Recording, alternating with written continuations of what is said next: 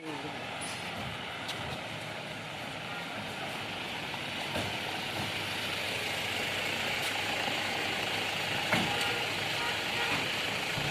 प्रदेश की प्रभारी मंत्री सीतापुर के जिला अधिकारी कार्यालय के सभागार पहुंची। वहां पर उन्होंने पत्रकारों को संबोधित किया।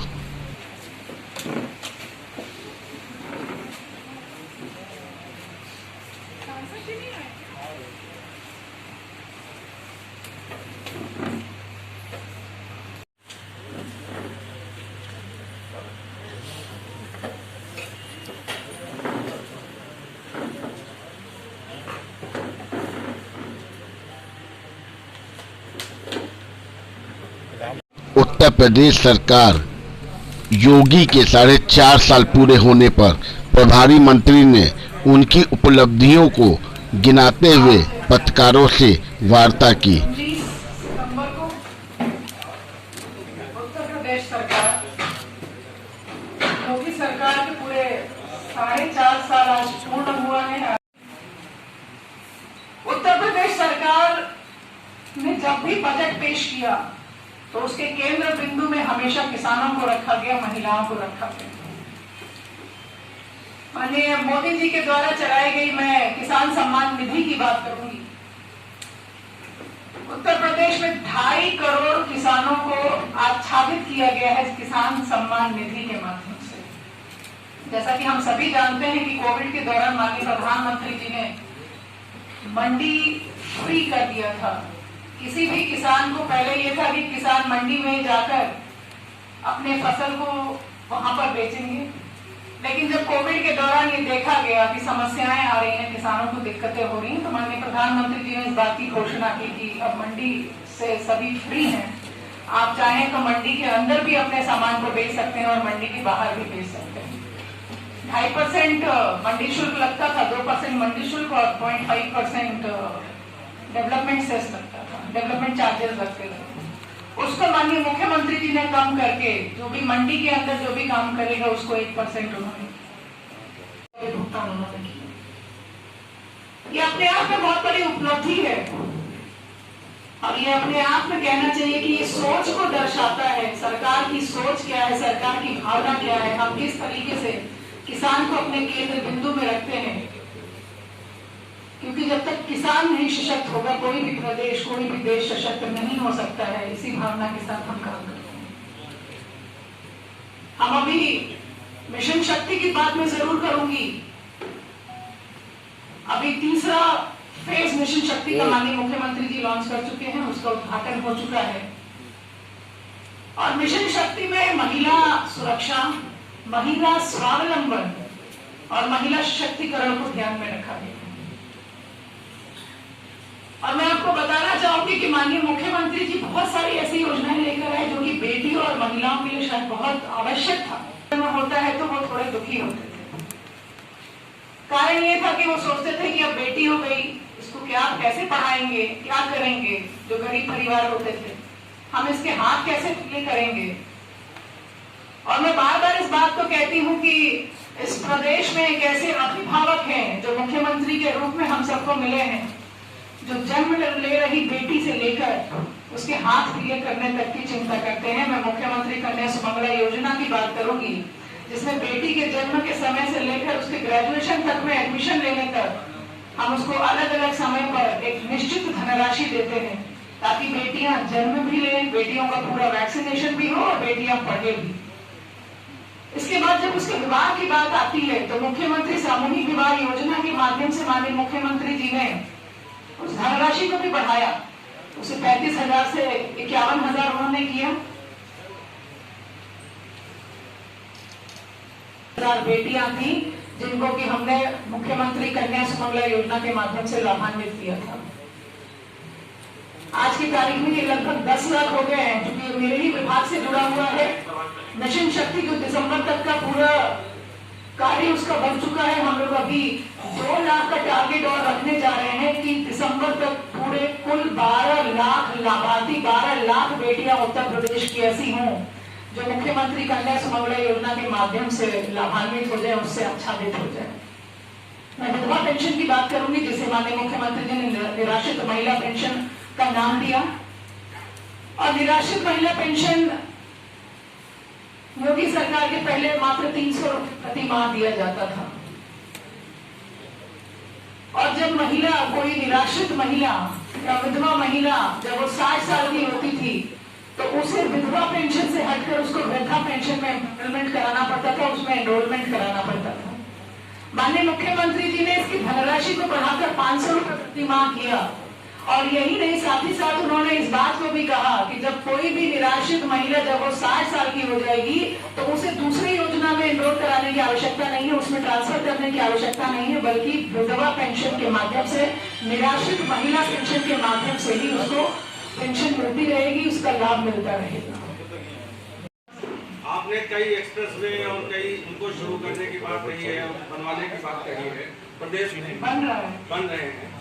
हमारे सीतापुर से गुजरता है, दिल्ली की ओर जाता है, यह कई वर्षों से मैं देख रहा हूँ। काम शुरू हो गया, मैं अभी देखते हुए आ रही हूँ। आप तो यही सीतापुर में रहते हैं मैडम, वो 10 सालों से काम मैं देख शुरू रहा हो गया है। हूँ। आज आप जब मुझसे वर्तमान में बात कर रहे हैं तो वर्तमान की स्थिति परिस्थिति बता रही हूँ कि काम शुरू हो गया है, मैं अभी देखते हुए आ रही हूँ।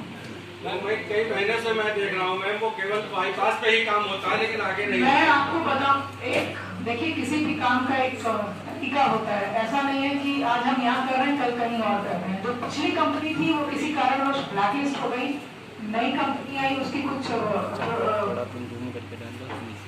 प्रोसेस होता है, जानकारी है मुझे। और ये डीएम ने भी पत्र लिखा है, मेरी भी चर्चा हुई थी, प्रमुख सचिव स्वास्थ्य से भी हुई थी। बहुत जल्दी हम उसकी शुरुआत करा देंगे। मैडम अस्पताल में तो दवाई ही नहीं, ट्रामा सेंटर की तो बात ऐसी एक मिनट एक उत्तर प्रदेश में देखिए, मेरा भी एक क्षेत्र है, मैं क्षेत्र की विधायक हूँ। और मैं आपको बताऊं, जब मेरे यहाँ से सभी को फोन गया और उन्होंने ये बताया कि सरकार की तरफ से दवा आ गई है, हमें दवा मिल गई है। हम लोगों ने निगरानी समिति हर स्तर पर, हर गांव पर बनाया, हर जगह हमने निगरानी समिति बनाई। और निगरानी समिति के माध्यम से सिर्फ दवा के वितरण का ही काम नहीं, हमने स्क्रीनिंग का भी काम किया कि अगर कोई भी व्यक्ति पॉजिटिव है और उसके संपर्क में जितने भी लोग आए हैं उनका भी हमने जांच करवाया। उत्तर प्रदेश सरकार की तारीफ दुनिया में की जा रही है। मुझे लगता है आप इसी उत्तर प्रदेश के मेरे पत्रकार बंधु हैं, अगर आप तारीफ करेंगे तो अच्छा लगेगा। आपकी नाराजगी है किस लिए है? क्या आपका फोन नहीं उठाया उन्होंने इसलिए, या फिर कोई कमी है? किसी का फोन नहीं उठाती है, वो मीटिंग में ही व्यस्त रहती है, इतनी लंबी उनकी मीटिंग चलती है। जिले के जिला अधिकारी तो एक बार फोन उठा लेते हैं, लेकिन सीमा मैडम फोन उठाना पसंद नहीं करती है। और स्वास्थ्य सेवाएं बिल्कुल धरातल पे हैं इस समय। मैम सीएससी पे डॉक्टर ही नहीं बैठते हैं। अभी मुझे जाना है, अभी जाना है, आपको इतने अभी जा रही हूँ, अभी जा रही हूँ भैया।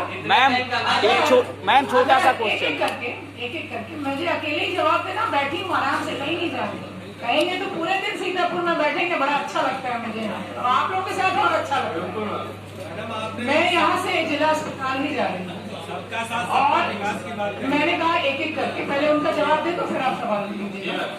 और अगर कोई कमी होती तो मैंने डीएम से ये नहीं कहा था मुझे जिला अस्पताल जाना है, मैंने ये कहा था कि मुझे जिला अस्पताल जाना है और कोई सेवा का कार्य करना है, मुझे किसी अस्पताल में जाना है और जो भी रोगी होंगे, जो भी लोग एडमिट होंगे, वहां पर मुझे कुछ सेवा का कार्य करना है, तो आप एक और भी कार्यक्रम लगा दीजिएगा। आने वाले 6 महीने के लिए आपकी क्या तैयारियां हैं, क्योंकि विधानसभा चुनाव होने वाला है? तो मैंने आप लोगों से कहा कि ऐसी सरकार है और पहली ऐसी सरकार है जो हर 6 महीने पे अपने रिपोर्ट कार्ड को देती है।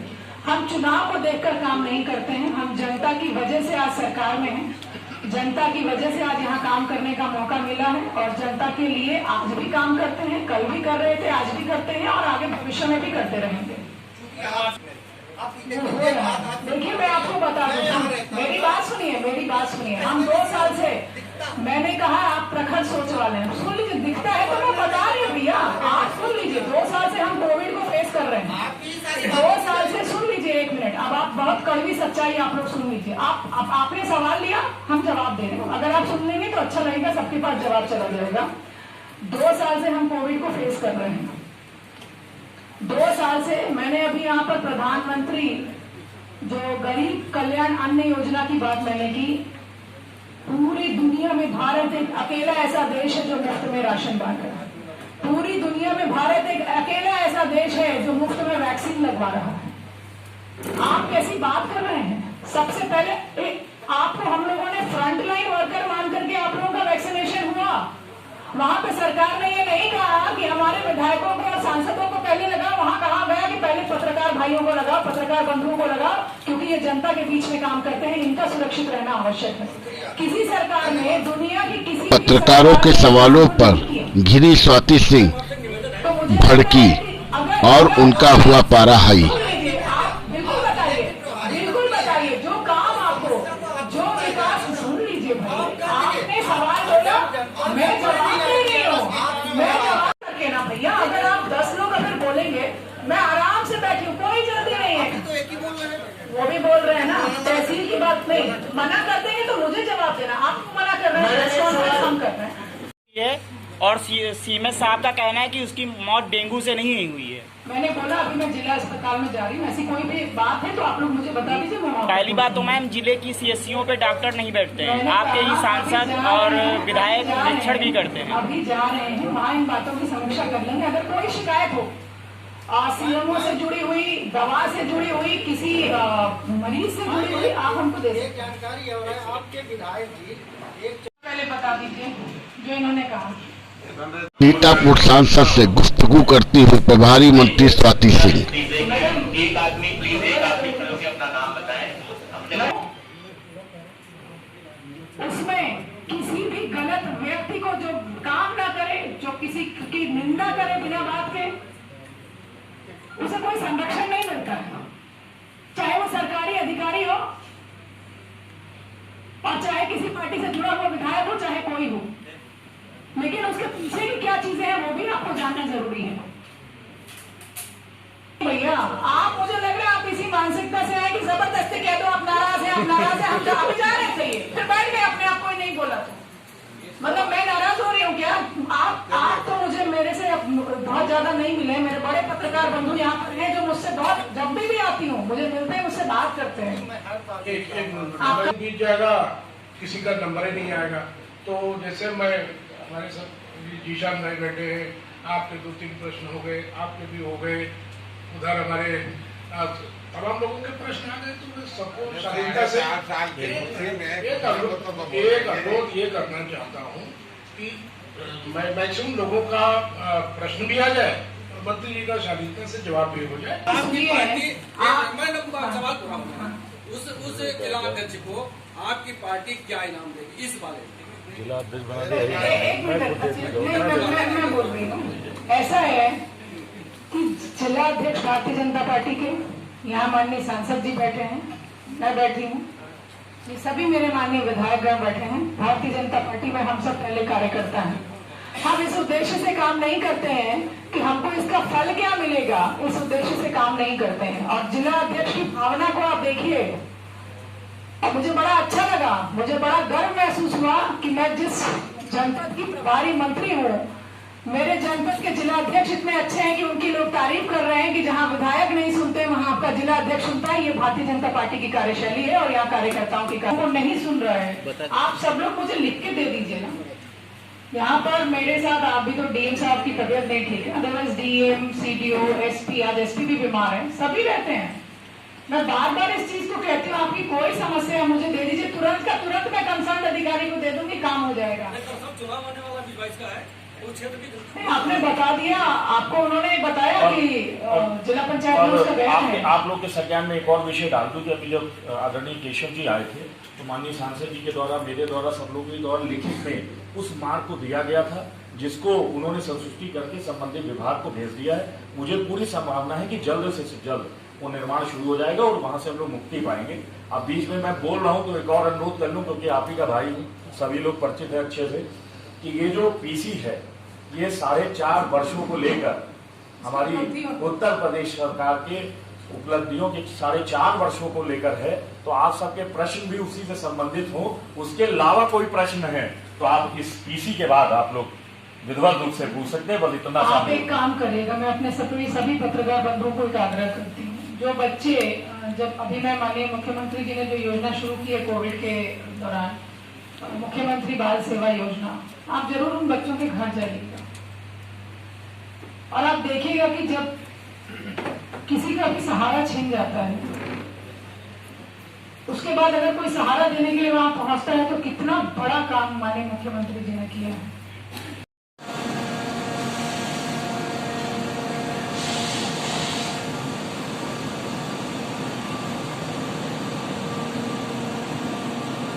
सीतापुर जिला अस्पताल में बने ऑक्सीजन प्लांट का फीता काटकर उद्घाटन किया स्वाति सिंह ने और वहां पर अस्पताल में भर्ती शिशुओं को फल देकर उन्होंने उनका हालचाल पूछा।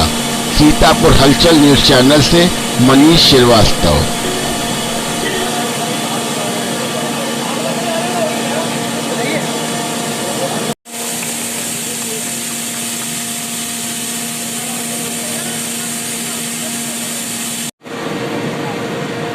यार